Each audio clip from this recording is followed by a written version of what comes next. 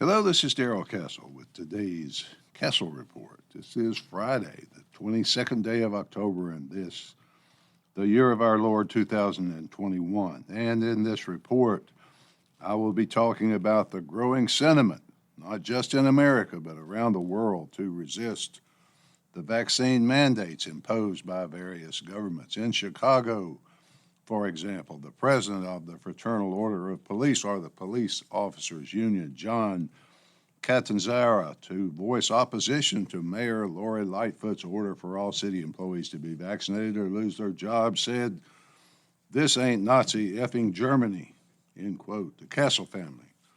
This week, we're happy. We're all healthy as far as we know, able to enjoy these beautiful fall days, cool nights here in the River City. The family daughter doing just fine out in the golden city of Angels.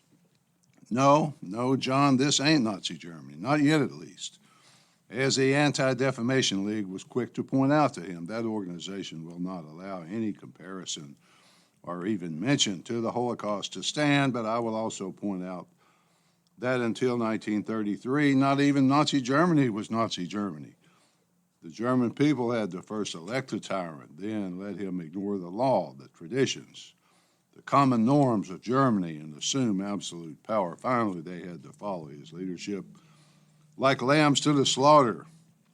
I'm happy to see resistance to the government's mandate orders develop around the world. In Chicago, Mr. Catanzara thinks the Union of Police Officers will support their fellow officers who remain unvaccinated. Quote, "This has literally lit a bomb underneath the membership. What are they going to do when 4,000 or 5,000 coppers say, 'Screw you, I'm staying home. You're not going to make me get this effing vaccination. Don't pay me, that's fine. We'll see you in court,'" end quote. I hope officers do come together and support each other as their union president predicts they will. The mayor of Chicago, however, does not think they will do so. She has taken steps to isolate and divide them rather than abide strictly by her October 15th deadline for all employees. She called in 50 officers, told them to turn in their badges and their guns. The tactic seems designed to avoid any large-scale revolt from the officers at once. The mayor has accused the union of leading, quote, "an insurrection," which is a term Democrat politicians are rather quick to use these days when their will is not instantly obeyed. Mr. Catanzara was issued a gag order by a city court to prevent the union from encouraging officers to resist the mayor's order. I am under no such order, so I will encourage the Chicago police officers to support their brothers and sisters that have been beside them in the fight on the streets for more than 20 years in many cases. The mayor stated that the leading killer of police officers during the pandemic has been the virus.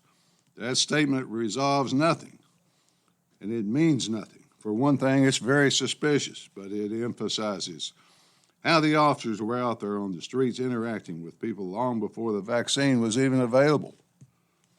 It also doesn't answer the question of how many infected officers were already vaccinated. Mr. Catanzara also pointed out that not many people want to do the job in today's anti-police climate. They can't get anyone to go to the academy, yet here she is vilifying the police once again. Unfortunately, Chicago is not the only city to issue such mandates.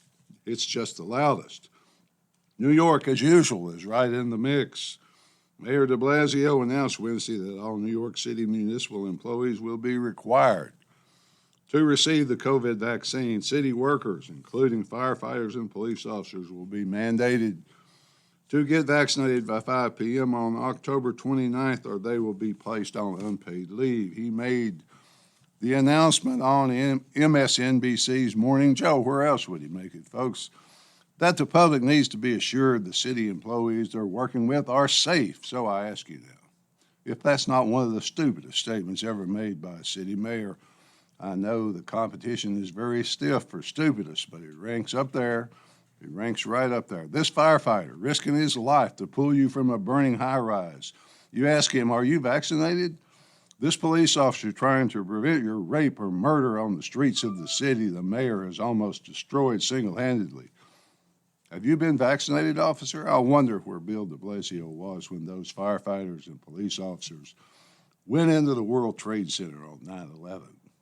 Everyone is going to be safe, he said, as if no one can understand that the hospitals contain a lot of vaccinated people. There's always good news in New York, though.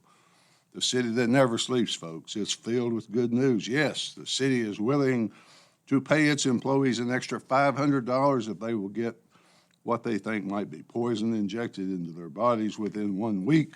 The good news department also includes correction officers in the city jails have until December 1st, an extra month, to keep their jobs or be poisoned. According to the New York Post, the vaccination rate among all city employees in New York City is 83%, but among police officers, only 69%, among firefighters, 59%. Once again, the same rhetoric of the virus is the leading cause of death among officers across the nation is being thrown out, but with the same caveat. Last weekend, thousands of protesters came to Times Square to protest the vaccine mandates. This rally for freedom, as they called it, Rally for Freedom, started at Times Square, but city workers from across New York were there too, as one worker was quoted as saying, "Let each other know we are not alone in this." The Rally for Freedom focused on health freedom, on informed consent, and the right of all Americans to make their own health care decisions, according to the Children's Health Defense. And Robert F. Kennedy, Jr., who was one of the speakers, the president of Mr. Kennedy's organization, Mary Holland, said, quote, "The powers that be, especially here in New York State, are fighting us. We may have imagined that with Governor Cuomo's demise, we would have a breather, but no. No, we have a governor now who truly believes that vaccination is the state's religion. Preaching to her apostles at a Brooklyn church while wearing a vax necklace, you can't make this up," end quote. Progress has been made, the speakers announced, but the Children's Health Defense seems especially concerned about recent efforts to vaccinate children. The resistance among the police in Los Angeles and Chicago, as well as the victory of the employees of Southwest Airlines, are noteworthy. But the government continues its quest to force vaccinate children. Quote, "We have no business doing this to little children," Kennedy said after explaining the average age of death from COVID is 76 years old, the same as the average age of death from all causes are. In other words, the average lifespan subjecting children to the adverse events of COVID vaccination is unethical. It is medical malpractice, end quote. Last Wednesday, right on cue, the White House announced its plans to roll out coronavirus vaccines for children ages 5 to 11, pending the vaccine's approval by the FDA, of course, which the administration thinks will only take a few weeks, if that. The administration says it has secured enough doses to vaccinate all 28 million children in that age group, the 5 to 11 age group. The FDA is to meet with a, quote, expert advisory group on October 26 to hear about safety. Then they will decide whether to authorize its use. So that's their testing, I suppose. That's their testing procedure. They meet with an expert advisory group on October 26 and decide whether or not to tell you or insist that you inject their substance into your children once the FDA has authorized it. The White House said it will quickly distribute the vaccine across the entire country, relying on more than 25,000 pediatricians and primary care sites to administer the shots. This administration, folks, this administration has no shame. It is not ashamed.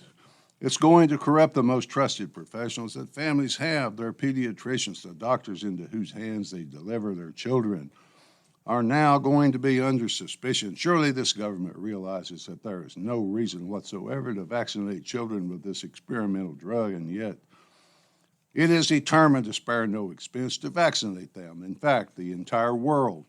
Resistance is growing around the world with each draconian announcement. The state of New Hampshire became the first state to turn down vaccine funds as it rejected $27 million in federal money to promote the vaccine. In Italy, the government mandated the vaccine for all people, not just government employees, all people. Everyone must be vaccinated or they will no longer be permitted to function in Italian society. Protests have broken out across the country, riots if you prefer, cities around the country. The mandates have affected sports.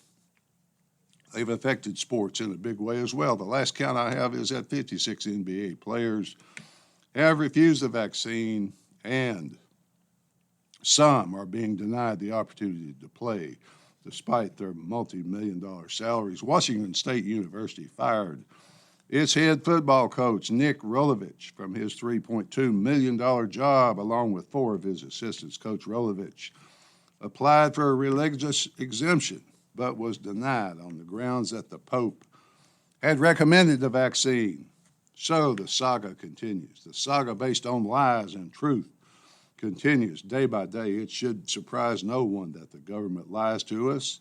We should only be shocked when it tells the truth, if purely by accident. If people could only see that the government is no longer we the people, but a malignant organization bent on getting more power over us. We're, however, still somewhat free. We're still free. I am free to write this. People are trying to resist through the courts, but it is fast slipping away, this thing we call freedom. I heard a commentator discussing the decision of Coach Rolovich, and she just could not understand it. Why would he do that, she wondered. Why would he sacrifice his career? I mean, people get shots all the time, so what's the big deal? Yes, the propaganda goes deep, and as if the lady said, it's just a shot.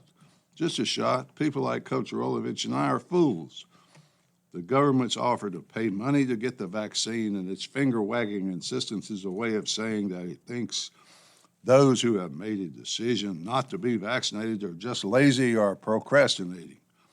There seems to be no understanding that those whom the government describes as hesitant are not hesitant at all, but have made a rational decision about their own health. Not everyone is subject to the mandates, however. It doesn't apply to everybody, folks. Some of the exempt people are the Congress, all of Congress and all of the Senate, plus all congressional staff, all 6,000 White House employees, the CDC, the FDA, Pfizer, Moderna, Johnson & Johnson, all their employees, many others.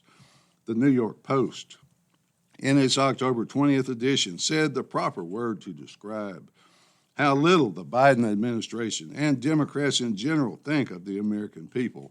The proper word is disrespect. They don't care, according to the Post. They are infuriatingly, insultingly out of touch with the American people. They just don't care that we don't like what they're doing. Kamala Harris takes a jet and a gas-guzzling SUV to lecture us about climate change. President Biden scolds us about COVID, then walks maskless through a restaurant. The rules don't apply to them, see? They aren't for them. The media wonder, who are these deplorables who vote against their betters? Who would reject their obviously superior course? Finally, folks, no, this is not Nazi effing Germany, not yet anyway, but remember that not even Germany was Nazi Germany until the people voted for it. They voted to make it Nazi Germany. Then they allowed it to happen. They chose to lose their freedom. They chose it. They lost their freedom and their humanity. I pray that we can avoid doing likewise. At least that's the way I see it, folks. Until next time, this is Darrell Castle. Thanks for listening.